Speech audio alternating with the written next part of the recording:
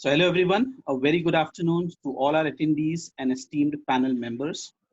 I would request all participants to kindly place your Zoom audio on mute and have your video switched on so that our panel members can view all participants. I would like to take this opportunity to introduce HRAI, which is a non-profit organization. It is a body established to enable community members to explore, discuss, and understand the current scenarios. This team works primarily on getting subject matter experts together to share their knowledge and provide real-time strategic solution covering all aspects of HR and other business enabling services. HRAI takes an immense pleasure in welcoming you all to our today's panel discussion, Opportunity in Crisis, Surviving Pandemic. Without taking much time, I will start with a quick round of introduction of our esteemed panel members.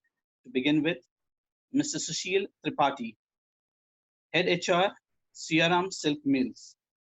He comes with 20 years of experience and is certified in organizations development analysis, talent management, assessment center, competency mapping, assessment and development.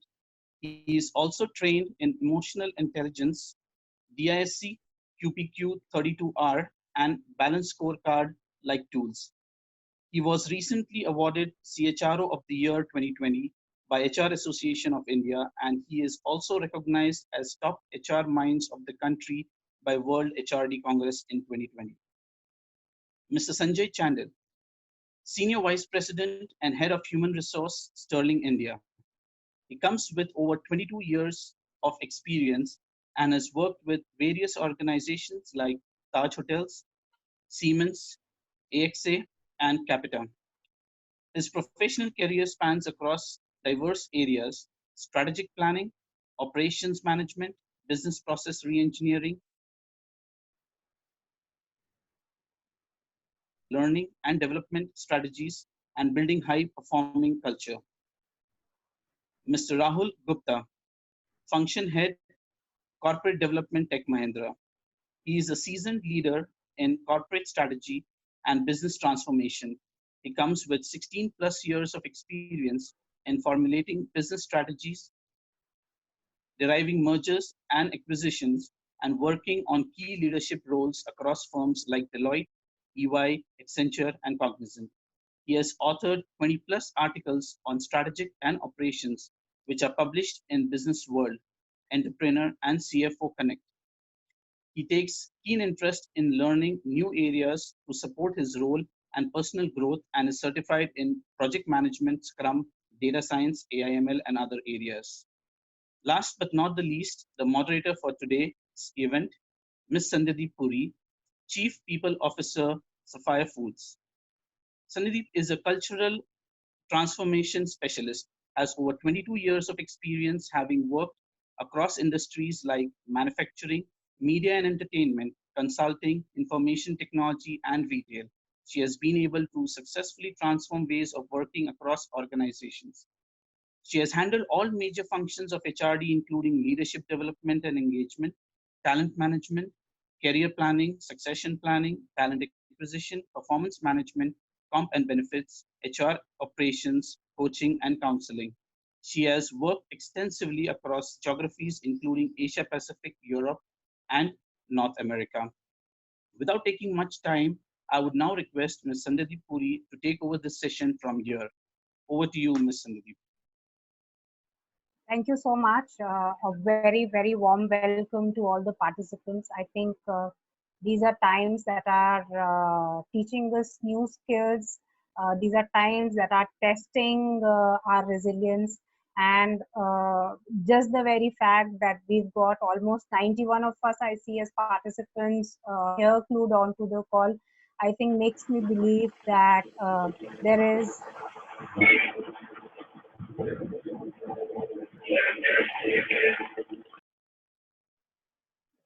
makes me believe that there is a lot of excitement, there is a lot of anxiety, there is a lot of belief and resilience in the system, in the environment, in the world, which we all can pick up from and move forward.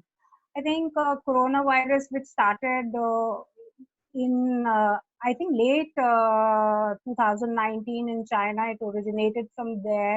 It has been crippling the entire world, has been crippling economies, has been crippling lives, livelihoods of people.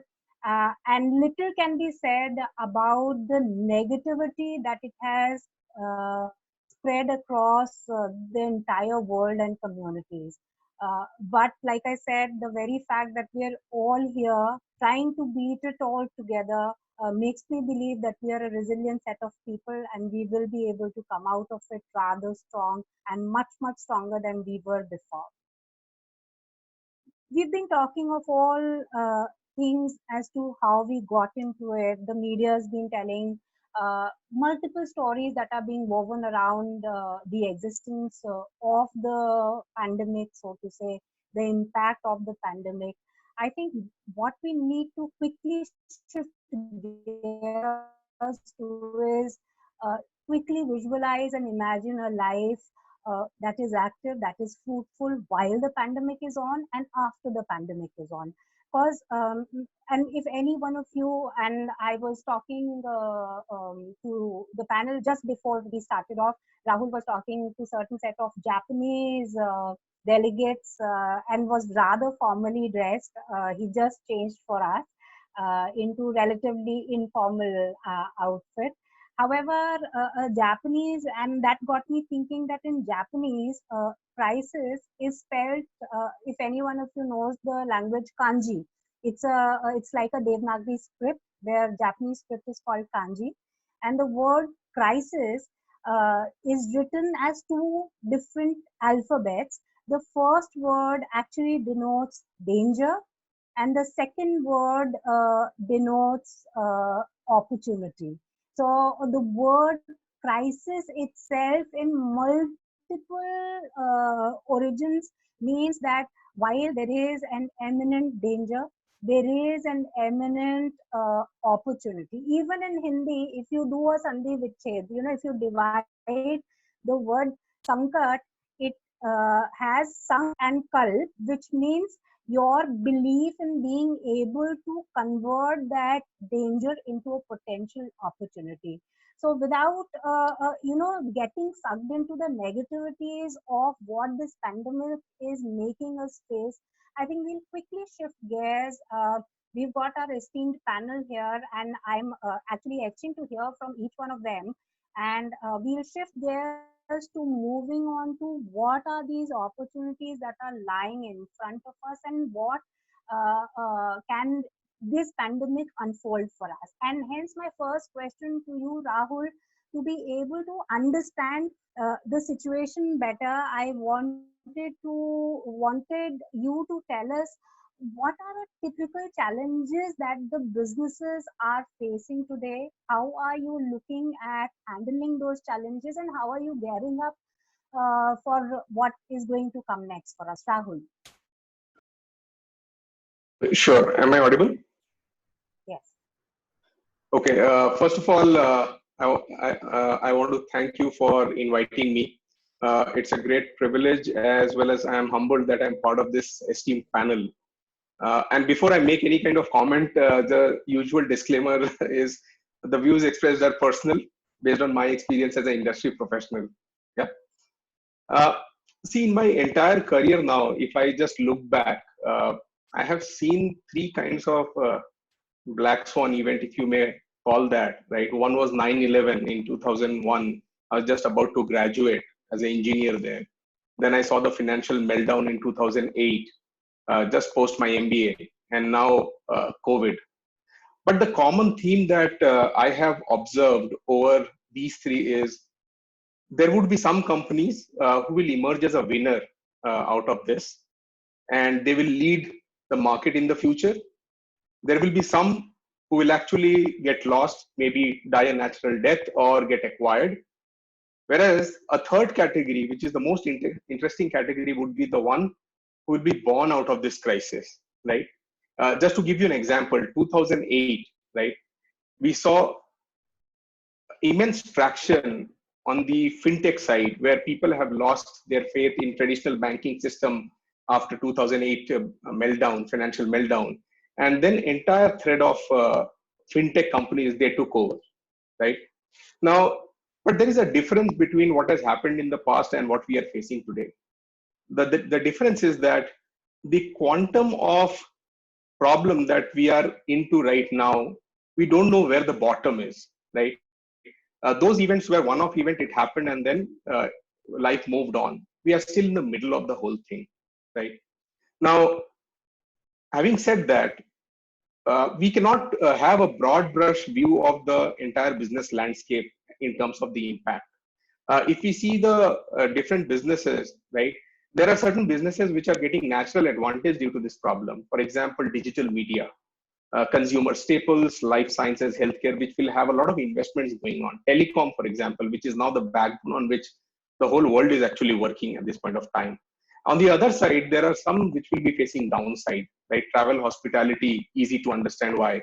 Auto components, construction business, etc. They are actually facing the downside of this entire crisis. So each company, based on their business model as well as the industry that they operate in, they are facing different kind of challenge. But the biggest challenge that most of the companies, whether large or small, that they're going to face today is liquidity crisis, because there is a restriction in terms of doing business. Revenue is being impacted, and the longevity of any company will depend on what liquidity they have. So because there will be discretionary spend which is being cut down, the sales cycle delays are happening, and that is going to impact my cash flow. So cash flow becomes very important now. The other thing which is going to impact is my capital structure. What is my debt to equity ratio, for example? My fixed cost versus variable cost, that will also determine what kind of expenses I am having, right? So just to summarize, every business is facing a different kind of challenge based on the model that they have, and every company, based on their specificity, they are going to either get an advantage or a disadvantage, and there are certain factors which need to drive.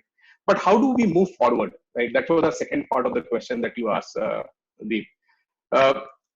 So there is one thing which is happening today. So maybe a three-pronged approach in my mind. One is brace for immediate impact, which I think most companies are doing last 4 to 6 weeks. The first thing a company about is how to their employee. That is the most important thing, because without that, doesn't think to make sure health and safety measures are in place.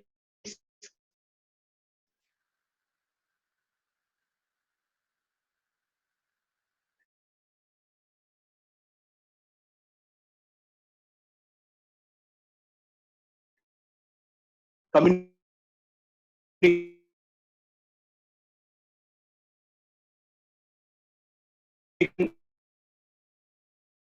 execute the strategy to survive this pandemic. That is part one, which is the immediate part, which is happening now. The second is the rest of 2020. We have still 6 months into the year. I've got tossed because the book got hinted. But how do we respond to it, right? We need to be ready when the demand recovers, because the immediate part we are taking care. In the next 6 months, demand is bound to recover when things will open up. We have to understand where the demand is going to come and be ready to absorb that demand. That's how people are predicting various growth cycles, right? It can be a V-shaped, it can be a U-shaped, it can be an L-shaped. A V-shaped, for example, is your growth is coming down and then suddenly it will pick up. So are you ready at the inflection point when that moment arrives? So that's the investment you have to make. The second is, you need to have now various scenario models, right? I call that as stressing or stress testing your strategy, right? Have you built those scenarios where you are saying, this is how the post-COVID world will look and this is where I need to work on, right? Sorry. Okay, I'll continue. The third thing is around the whole profitability and liquidity part, which I think in 2020 also you... Sorry, guys. Can you go and mute? Somebody is speaking, it seems. Bhavesh, do you want to please mute your system? Yeah, I think he's okay now. So first part was the immediate thing. The second part is the 2020, the rest of 2020, where the demand will recover? Are we ready for that? Have we planned scenarios? And are we taking care of our profitability and liquidity by optimizing spend? And then comes the last part, which is 2021 and beyond, right? The most important part is acceleration of digital. Are we developing solutions? Are we driving mergers and acquisitions, which will help us bring those capability? Have we how do we redefine our purpose in the post-COVID world? Because the world will look very different. Our customer world will look very different. How do we align our purpose with our customer's purpose, which will be in a very different world? How do we build resilience by having an operating model which is ready for the post-COVID world? For example, the entire work from home setup, which has just happened somehow in the last 4 weeks.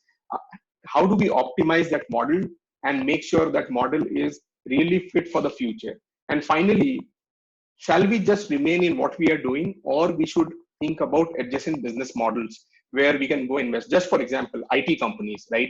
We have been in services for last 30 plus years. What is the change? Are we bringing any change in the business model size, right?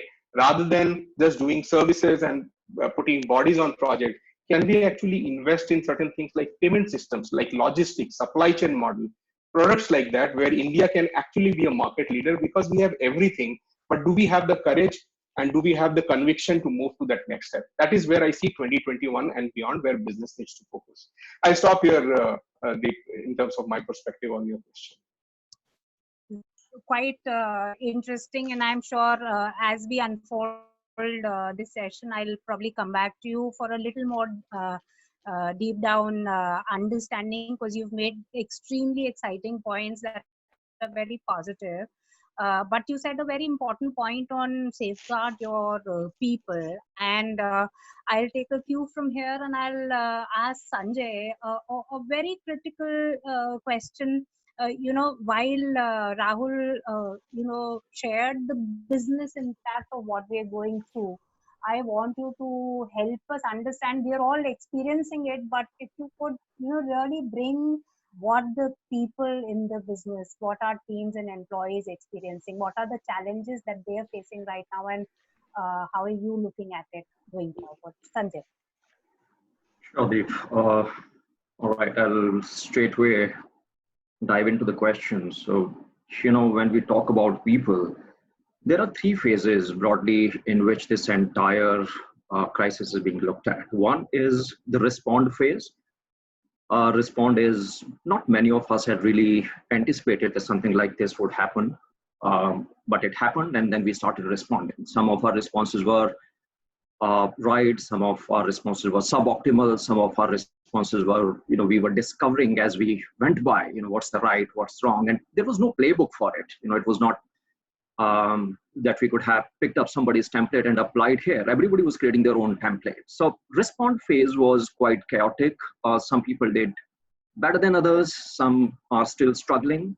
Some have moved into the recover phase. From respond to recover, there is no, clear demarcation between respond to recover, but recover is when you have, slightly more predictability and stability in the way you're running your operation. And third phase, I think Rahul very aptly touched about, that is going to come eventually 6 months, 9 months down the line, which is thrive. Have you been able to make yourself, your workforce, your people competent and aligned to your new strategy? So I think just that was just to set the context. And it's a very difficult circumstances today. If you look at report in McKinsey, it says that there is a decrease in 7% working hours throughout the world, which equates to 195 million jobs, which are going to get impacted in some shape and form. At least 1/3 or even more than that workforce across Africa, Europe, US, and Asian countries will face reduced level of incomes. Yeah, so I think this is the macro sort of context. And when we come back directly to people, it's a great opportunity for HR managers. And I think most of the HR fraternity has, risen up to the occasion. That's what I would like to believe. And that's what I follow from various, various reports or the studies which are published. There are a couple of things which are important here. This is this has happened after a long, long time, that we had stopped talking about the higher order needs of Maslow's need hierarchy. We have gone down to the bottom of the pyramid. We have started talking about physiological needs. We have started talking about security needs, which were always taken for granted. So it means that people are not really worried about, what is my self-actualization stuff. All that will probably come a little later. Today, we are talking about, if I go out of my premises to my office, will I be safe? If I go to pick up grocery and come back, hope I wouldn't catch infection. And if that ever happens, who's going to take care of my family? And even if I'm working from home, which is being touted as, wow, what an aha moment for everyone, that it might be so in some extent, but it isn't free from its own challenges. Our homes were never designed to be working from home for such an extended period of time. With your families around, both spouses are working from home. There is a homeschooling now. There are elderly parents. You might have pets if you're living with your extended family. Things could get really, really tough. So there are 3 or 4 things which are absolutely critical from point of view. One is productivity and well-being. There's a lot being talked about. How do you measure productivity? I think, but both has to go hand in hand. You cannot sacrifice one for another. You can't be completely, all right, I let you be whatever you want to do with no control. There has to be a good balance between being able to find the right balance between productivity and, work-life balance. Second important point here is, well-being. When we talk about well-being, emotional well-being, physical well-being, and social support. And how do we ensure that? I think we, as an employer, as a HR fraternity, specifically speaking from that angle, we have a huge obligation at this point in time to be with our workforce, support them, whether it is through frequent check-ins, whether it is just a quick 30-second call and finding out how you're doing, whether you have everything at home that you need to work effectively, and check in, on more frequent basis. Other bit is employee feedback. There has to be a way for you to know, what's the pulse of your workforce, which is maybe 30%, 40, 50% working remotely. There is no way for you to get face-to-face with them and, pack them up, motivate them. That becomes very critical. Technology can play a huge, huge role here. Those quarterly surveys that we used to do will not really work here. You'll have to really get pulse of your people on daily basis and see what kind of strategies you can put in place to align them to the organizational objectives. And, of course, this is a crisis, but it comes with opportunity to reskill people, opportunity to look back at your organizational capability, do a good audit. What are those fungible skills that you will require going forward?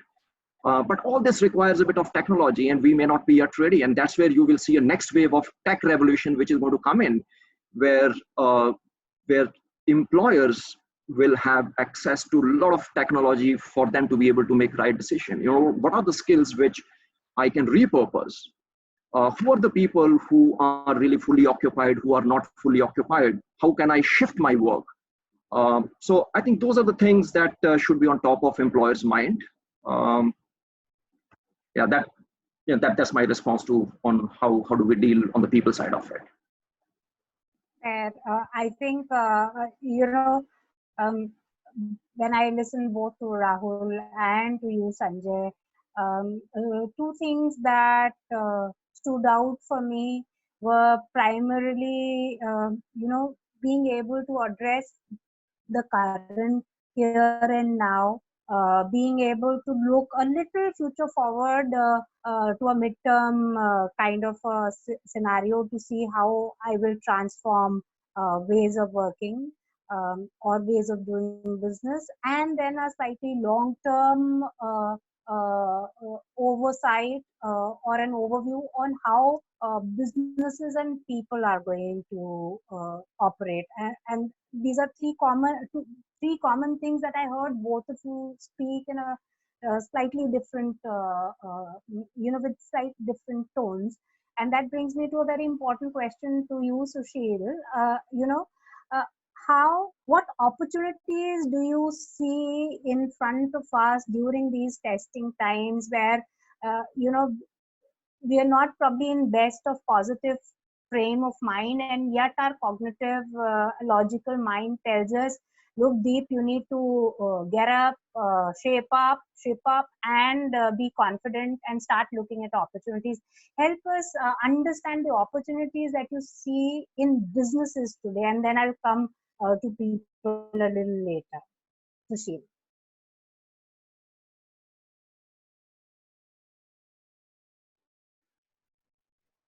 Yes. Yes. So sorry.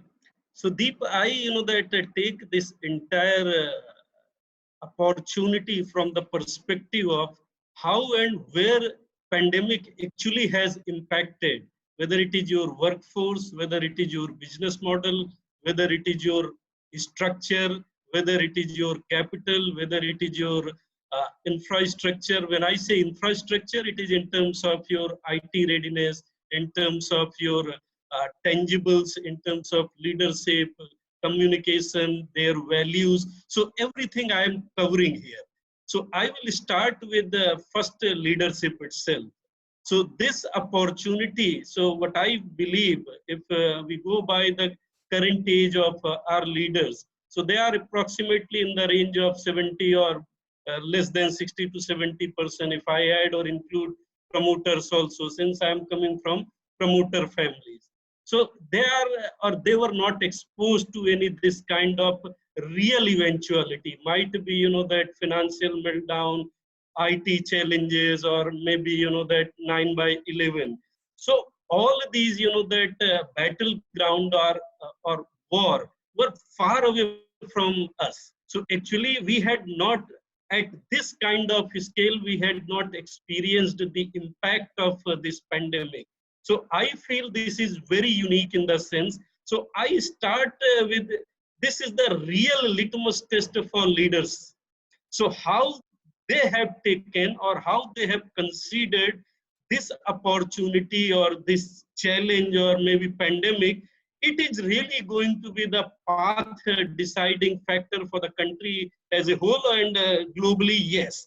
So that is one challenge. So it gives an opportunity to rework on your leadership style, how that start relating with the challenges, how you connect with your people, how you communicate the reality. Because what I have observed, most of the time, people sitting at the top, they are little confused about how to express the reality. Initially, I that saw so many good news. We will face, we are positive, we are optimistic, we are with employees, we will take care of our employees. But suddenly news started pouring. This company has cut down wages, this company is trying to that reduce manpower strength. So this was really a testing time for leaders. So this was one opportunity which I believe now leaders got good time to reflect on their leadership style, their value set, because this is the biggest challenge to their values. So they can talk very good things in front of their people, but at the time of execution, then they show different color. So that was first part. Then definitely whether they were ready or they are ready for the impact of the pandemic and how they took this serious issue. So like Rahul discussed about short-term readiness, then mid-term in 6 months, then long-term vision. So I also feel this is one most important opportunity in terms of whether as an organization we are ready to accept the challenges. We were not very effective, we were not efficient. If we could have been cost effective, we could have been great in our processes, business engineering, then optimizing manpower, allocating their role as per their specific skill sets, we were investing in their upgradation, then naturally our workforce would have been ready for the onslaught which a pandemic that had or is having with us. So this is second part. So third part, yes, so digital readiness. So we kind of companies who are coming from textile background or maybe retail background, we were having little, that doubts on the efficacy of the technical prowess. So now, that this pandemic has given us great opportunity to optimize, to utilize the capability of digital connect. We were not ready to, that avail the benefits of online platform. Now we realize that this is the only way to, that come out successfully in the future. So it has actually, I would say, shaken the entire brick and mortars of the organization, whether it is a reporting relationship, working time 10 to 5, 10 to 6:30, how you are busy at workplace, whether you are giving time to your family, your members or not. So self-evaluation, self-actualization, which Sanjay touched upon. So these are the areas where now, that leaders of the organization has started realizing that putting efforts on upgrading their people is very important. Now with the help of digital uh, tools, now what I am observing, 24 by 7 we are interacting with our people. Otherwise, what was happening, even in the office, we were sitting next to our colleagues and we were not just saying hi and hello. Now we are suddenly starting taking interest in the concern of our people. So employee engagement has, that been at a different level. So all of these are the opportunities which I feel is going to be deciding factor in the future. Yes, that is my, that thought. Thank you, Sushil. When I hear the three panelists talk, I am kind of left both with the feeling of positivity as well as negativity. My next question to Rahul, and hence a little more hope on the positivity and opportunity that I want you to talk to us, Rahul, about. And Sushil had raised this point at the very onset of his, when he started his address. So, on leadership, the role of leadership. And I want you to speak on the role of leadership, not generically, but specifically in being able to change the mental caste of people. We are molded in a caste as of now, that there are certain ways of communication and all that. What I hear Sushil also say remains shattered, and hence breaking that caste, and what opportunities lie for leaders, and how should they go about it exactly. What do you think, Rahul? Yeah, it's a very good question. I think very apt for the given condition. And as Sushil said, right, sometime we know that there is a lot of opportunity to improve, but it is only when the environment and the situation is conducive, we actually end up doing what we have to do, right? Demonetization is a great example, right? Paytm and all the other players were there, but it was not picking up. But one night, the game changes, right? I think COVID is also doing a lot from a mindset point of view, is what I feel, especially leadership mindset point of view, right? I have been into a large corporation where I guess that corner office is always the most difficult place that you can enter, right? Even the gate is open, you don't have the courage to knock and step in, even though leaders predominantly communicate that, hey, it's an open door policy, you can come, you can talk, you can discuss, but it's never easy to do so, right? I think that mindset is kind of changing, because COVID, in one way, it's kind of pushing people apart, because we are not in the same ecosystem, the office space where we come, talk, collaborate, spend time with each other. But at the same time, the care for each other, I think, is also increasing, because without that, I don't think you can survive this particular disruption, right? So what is the need of the hour from a leader's perspective? The most important part, I feel, is a leader today needs to be really authentic, right? A leader has to come, stand and say that this is the problem, rather than hiding things under the carpet, that things are great, trying to put a picture. Because most of the guys who are on this call and even outside, they're all smart adults, right? They know what's happening. So first of all, let the leader be authentic. The leader has to be empathetic as well, because this is a time where an employee is facing a lot of challenges, right? Other than the work you have been doing, believe me, I mean, now my office hours, I don't even know what my office hours are, right? When I start, when I end, the expectation is that, hey, you are working from home. Saturday, let's do 3 calls. Sunday, let's do 5 calls. Those kind of things are happening, right? So the employees is under tremendous stress. I think leaders have to show empathy in these kind of scenario where they understand what's going on. At the same time, I think it's a reciprocal thing. If you show empathy, the employee is also going to understand that everybody is impacted. For us to stay afloat, we need to stretch a little bit, and then it happens, right? And last thing I will say is the leader has to be decisive, because this is a crisis situation. This is not a situation which is a BAU. It's not business as usual. So you can't have the luxury of doing meeting after meeting with 10 people and take sometime a democratic decision. May not be possible. But at the same time, you need to have that agility in your mind that, okay, your decision that you took it quick enough, but something didn't work out. As Sanjay said, right? Some things worked out, something didn't work out. Does that mean that I should give it up? No.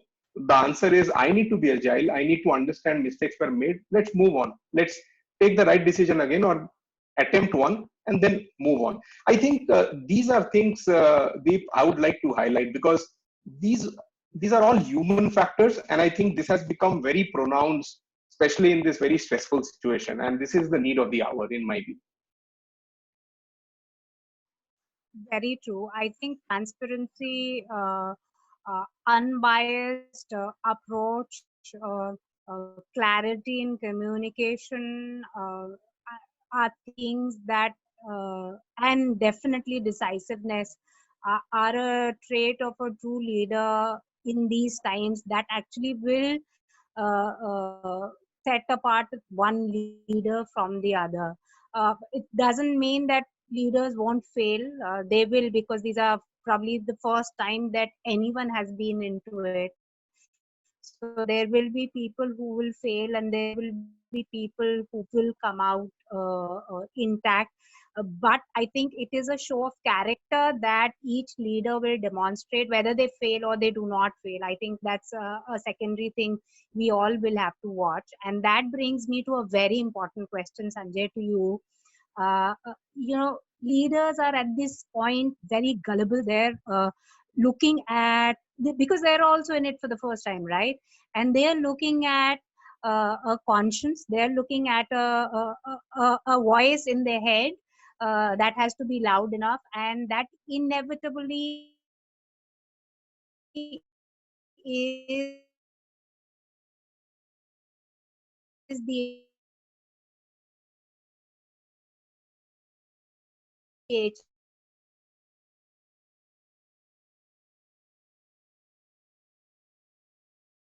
voice says.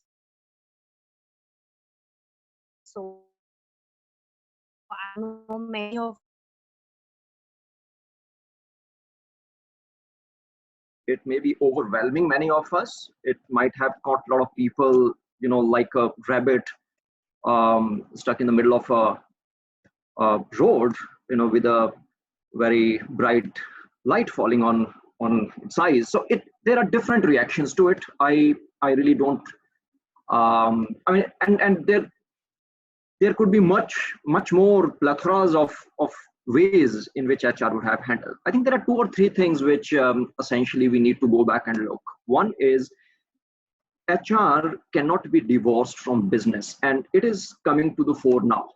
If you have to make those agile decisions, which Sushil and Rahul also talked about, you cannot advise, you cannot guide organization to make those right decisions unless you really understand business well. So that's coming to the fore. HR is becoming a strategic skill, because whatever you do in terms of your decisions, it's going to come back to haunt the organization in a positive or negative way at some point in time. So you will have to take a very well thought out decision that's where your strategic outlook is going to come into play. Your financial acumen of short term versus long term versus mid term is going to really be challenged. So that's another skill. Of course, there are some decisions which have multidimensional effect. So you need to be really cognizant of the legal, financial part of your decision. So that's the skill which is being challenged, and it's being really demanded from HR, that they give clear direction on certain things, what can be done, what cannot be done, to what extent we can pursue certain decision. And HR, being the conscience keeper of an organization, has to play a very human role as well. And that's where the leadership transformation needs to happen. It is absolutely important that HR is able to accelerate that process quickly during this crisis, where they are able to ask right questions, they are able to inculcate that sense of curiosity in a lot of our legacy leaders who always thought, it's know-it-all, I understand the business. They don't have a template today. They are also looking for somebody to give that template or give that nudge. So HR has to take that stage as well. See, and another big transformation that HR can look at doing is, traditionally there are two ways of managing your workforce. And there could be slight different variation of those in different organizations, but those are predominantly two. One is you set clear objectives. You make people accountable for what you're expecting them to deliver. And when they achieve their objectives, pay them handsomely. If they don't, equally be very harsh on them. That's one way of managing. Other way of managing is you inherently believe that every human being has potential. Every human being can contribute positively as long as they are put into the right roles.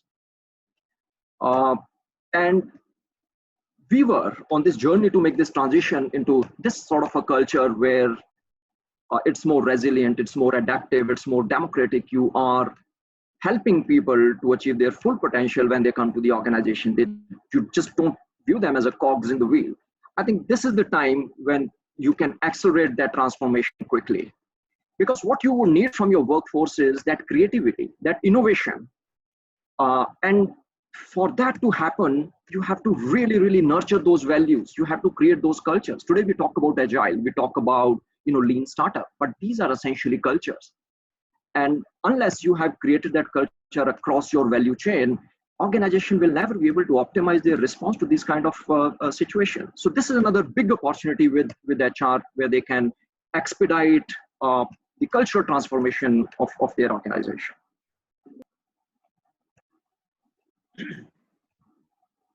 To yet another a tactical question, Sushil, to you, and this has also been raised by one of the participants.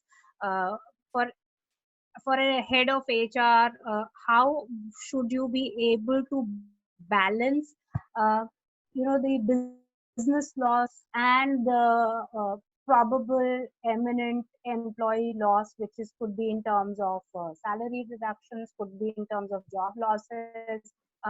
How does an HR, and Sanjay has spoken of being humane and yet having a business skill set. How do you practically do it, Sushil? That's what I think the team also here, participants also want to know. How do they actually go about doing it? See, this is the biggest challenge. So, but as a practitioner, I always believe if company is not following, that statutory guidelines or instructions issued by government agencies, then the future of company is at a big stake. So we always believe that we have to comply with the regulations. So practically, I advise to all the organizations. So just by saving, that lakhs or crore rupees on the statutory front, you cannot make a good brand in the market. You cannot, get support at this kind of time with the government agencies. So government agencies are an integral part of the business environment. So they are very important stakeholders of entire business. So you have to see your business from that perspective. So one approach is this, and this is the only viable options available. Otherwise, there is always a danger of getting penalized by the government. Then ruckus can happen, employee can create issues at the workplace. So being into HR function, you are mandated to create a conducive work environment. Personally, wherever I have worked, I have made it single agenda agenda in the workplace. Workers should not be concerned about any unfair deductions, any unjustified, that practices from employer side. Might sometimes it happens employers are feeling or having little hesitation in terms of communicating, like we all discussed about transparency, authenticity. But personally, I have experienced in HR field, these two words are the most misused word in business fraternity. So as a HR person, I always keep what needs to be told to employee and how it has to be conveyed back to the top management. Because if I know the business scenario is this, we have no cash flow, we have no future arrangement, or maybe short term we are predicting there is no cash flow, then how we are going to serve the purpose of employee as well as stakeholder. So we decided we have to release at least statutory dues. Then employee interest can be taken care of, might be in a deferred manner. So that's how I always advise to all the organization. And now in terms of that hiring or maybe outplacement, I have practiced and I am a firm believer of this practice. If you are not able to create value in the organization, be sure at any point of time, or I say every time your job is at stake, whether pandemic comes or not, whether AI comes, BI comes, CI comes, or whatever comes, your job is always in danger. You will be having always fear factor. So when I induct any person, I start with this basic premise: boss, don't run after money, don't run after position. If you have worked hard, if you have created value in the business, then your job is secure. If I am not going to continue with you, there would be so many employers to look for you. And I have been experiencing even in my organization. So my suggestion to all the prospective or maybe working employees who are having this kind of fear whether their job is secured or not. See, we always talk about gig economy, expert, subject matter expert. We have been experiencing in contractual manpower, contractor, design consultant, and even in garment industry or textile industries. There are great freelance consultants. They are making great monies. And nowadays we are witnessing so many opportunities, even from HR people. Some startups seek their advice on hourly basis. So opportunity is going to be there. It might happen new kind of skill sets, whether you are in line with changing business environment, whether you are adaptable, whether you are flexible, because technology cannot replace humans. At least in this pandemic, we have realized humanity, human values are the only deciding factors or the defining moments for human civilization. So I need not to be worried about how future is going to happen. So that is my take on these two questions. Yeah. Thank you, Sushil. I think Sushil very aptly put, and yet probably, if I may add to what Sushil just said, as HR, when you're really trying to do that balancing act between business sustainability and employee sustainability, go back to the point that Rahul made at the very beginning. Have multiple scenarios crafted out for yourself. If scenario A, and look at the business, because finally, if business exists, employees will exist.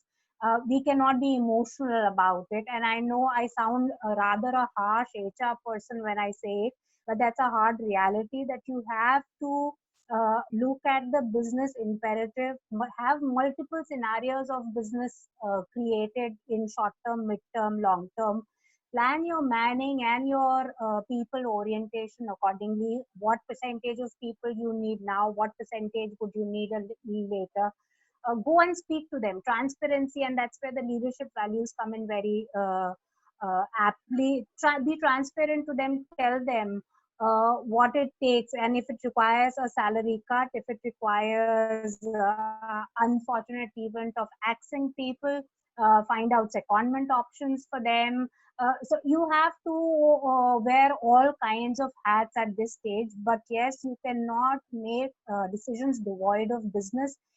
Emotions won't play, because if you've got a 10,000 odd workforce working in your organization, you are actually putting everything at stake. If you're trying to protect everyone, you may not be able to do it, but have those scenarios created, work out what kind of pay models work for people, whether it is getting onto freelancing or project based payouts. But you'll have to work out multiple things. It's easier said than done, but that's how it is. I hope that answers your question to the participants. That brings me to Rahul. One important question that has come up, Rahul, slightly on the business front, is that with the cash flows and income decreasing drastically for businesses, most sectors are obviously facing a very challenging time. How are you foreseeing, and the rather specific question, how are you foreseeing luxury business unfolding in front of you, such as jewelries, watches, premium cars? How do you see it? What can they do to survive this phase? Yeah, as I said earlier, right? It depends on which industry the company is operating right now, and the individual condition of the company in terms of how their balance sheet looks like, right? Whether they have a healthy balance sheet, which means they don't have a lot of debt, so there is no fixed interest payout. Maybe the capital structure is good. For example, they may have good cash on the books, right? All those will give you the comfort that you will be able to survive for more months compared to some of the other companies which don't have those kind of aspect in their financials, right? That's part one. Now, my personal take is, irrespective of which industry we are talking about, industry where there has been a high impact or there is a low impact, the answer to many of these questions is digitization. And I say that because, just to take an example, right? If you see, retail has been impacted drastically because people cannot go to the shops, cannot go to the outlets, touch and feel and go and buy, right?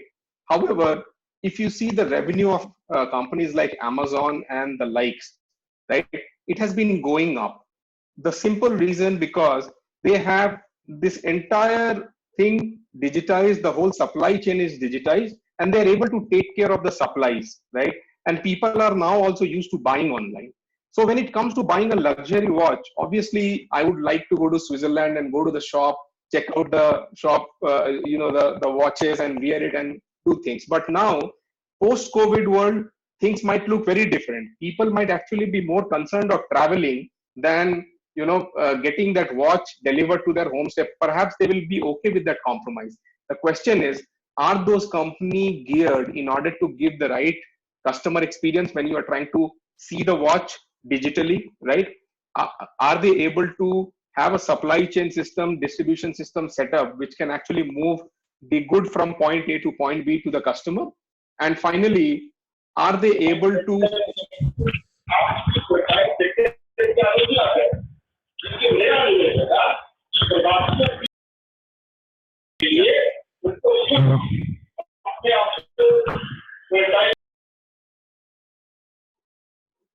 sorry, I'll just repeat the last statement I made. Is the crux is digitization, and how we digitize the entire value chain and able to deliver the value to the customer in a digital way rather than the brick and mortar way, which Sushil mentioned, right? Which is completely shaken up. And irrespective of the business, now every business is looking at a digital channel of moving their goods from their warehouse to the customer. I think that's the important part. Obviously, based on business to business, there would be specific nuances, but I think one standard thing is emerging is digitization of the value chain or the entire supply chain, so to say.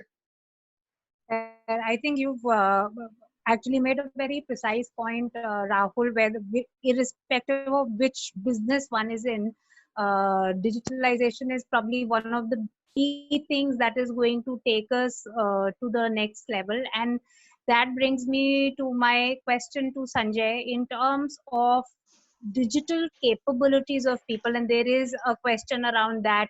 around AI and virtual reality learning, etc., that one of the participants has put up. How do you create, because now it is not just technology organizations that need this skill. This skill is needed by each and every organization at large, because we're looking at a rather digital world for a very long time and maybe for permanent sake. How do we create that competence within organizations, Sanjay? Sure, Deep. So there are 2 or 3 parts to this question. One is, how do you enable digital capabilities for learning, and how do you then create, organization competence capability of that entire thing? Now, I think this, you will see, this is another field where there's going to be huge transformation. Today, if you go to LinkedIn or you go to, any of these professional sites, everyone is talking about, e-learning, relearning, reskilling, go to this portal, do these free courses. I think everybody suddenly has got this awareness that there is so much lying out there, and let's do it, and which is really good. It would have taken a couple of years to reach this point. However, there is another point which is very important when we shouldn't miss, that learning, for it to become a competence, has to be contextual, it has to be relevant, it has to be put into practice. 2 companies today have those capabilities to translate somebody's getting a certification online to putting that into their flow of work, as we call it, and then it becoming competence. I think there has to be a really thought through strategy around it. It would mean different things to different organizations, but essentially you will have to make learning contextual, relevant, and it has to be converted into a capability. So how it will happen, we'll have to see. The second part about is the skills. There are many today, up till now, there has been a lot of focus on vertical progression, and that becomes the most important thing, from learning perspective. You want new role, you want a next position. I think this trend is also going to go away. There is going to be focus on core skills and the interoperability of those core skills, or transferability of those core skills, so that you can create a resilient organization.